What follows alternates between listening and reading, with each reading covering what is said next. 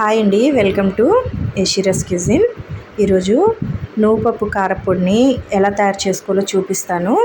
చాలా టేస్టీగా ఉంటుందండి. తయారు చేసుకోవడం కూడా చాలా సింపుల్ అండి. అది ఇప్పుడు ఎలా తయారు చేసుకోవాలో మీకు చేసి చూపిస్తాను.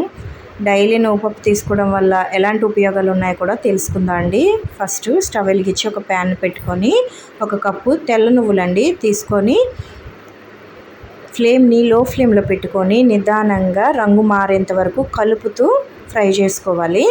ఈ నువ్వుపప్పు డైలీ మనం తీసుకోవటం వల్ల మనకి అనేక ఆరోగ్య ప్రయోజనాలు అయితే ఉన్నాయండి. నువ్వుపప్పులో మనకి ఎక్కువగా కాల్షియం ఉంటుంది, అలాగే రక్తపోటును కూడా తగ్గిస్తుందండి. స్కిన్కి చాలా మంచిది. నువ్వుపప్పు అనేది మనకి ఎముకలు స్ట్రాంగ్గా ఉండటానికి కూడా యూజ్ అవుతుందండి.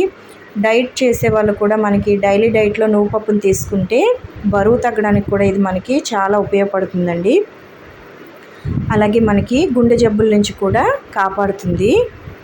నువ్వుపప్పులు అనేవి డైలీ మనం తీసుకుంటే మనకు కావలసిన పోషకాలన్నీ కూడా ఈ నువ్వుల నుంచి మనకి లభిస్తాయండి.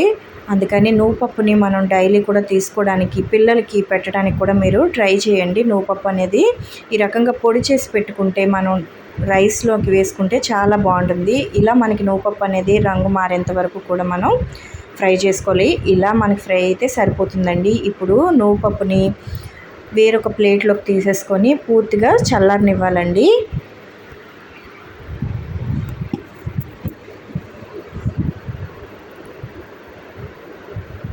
ఇప్పుడు అదే ప్యాన్లో మనం ఒక 5 ఎండుమిర్చిని, ఒక గుప్పెడు కరివేపాకును కూడా వేసుకొని ఫ్లేమ్ని లో ఫ్లేమ్లో పెట్టుకొని మనం ఫ్రై చేసుకోవాలండి. కరివేపాకు కూడా చాలా మంచిది, హెయిర్ గ్రోత్కి చాలా పనిచేస్తుంది, అలాగే హెయిర్ ఫాల్ కూడా మనకి కంట్రోల్ చేస్తుందండి. ఇలా మనకి ఫ్రై అయితే సరిపోతుంది. ఇప్పుడు స్టవ్ ఆఫ్ చేసి వీటిని కూడా పూర్తిగా చల్లారనివ్వాలండి.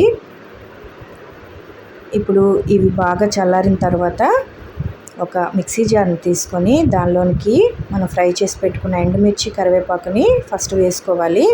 వేసుకొని ఒకసారి గ్రైండ్ చేసుకోవాలండి. కొద్దిగా సాల్ట్ని కూడా యాడ్ చేసుకొని గ్రైండ్ చేసుకోవాలి.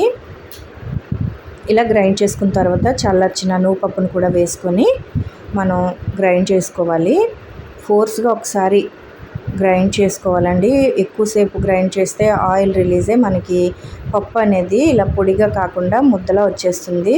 ఇంతే అండి, మనకి నువ్వుపప్పు అనేది రెడీ అయిపోయింది. ఈ నువ్వుపప్పు కారపొడిని డైలీ మనం రైస్లోనికి వేసుకొని కాస్త నెయ్యిని కూడా వేసుకొని తీసుకుంటే చాలా బాగుంటుంది. అలాగే ఆరోగ్యానికి కూడా చాలా మంచిదండి. పిల్లలకు కూడా ఇలాంటివి అలవాటు చేయటం వల్ల పిల్లలు కూడా చాలా స్ట్రాంగ్గా ఉంటారు. పిల్లల్లో మెదడు కూడా చాలా చురుగ్గా పనిచేయడానికి ఉపయోగపడుతుందండి. మీరు కూడా ఒకసారి ఈ విధంగా నువ్వుపప్పు కారపొడిని తయారు చేసుకొని చూడండి. మీకు ఈ వీడియో కనుక నచ్చినట్టయితే మీ ఫ్రెండ్స్ అండ్ ఫ్యామిలీకి షేర్ చేయండి. అలాగే ఛానల్ని సబ్స్క్రైబ్ చేసుకోండి. అలాగే లైక్ చేయండి, కామెంట్ చేయండి. Thank you for watching.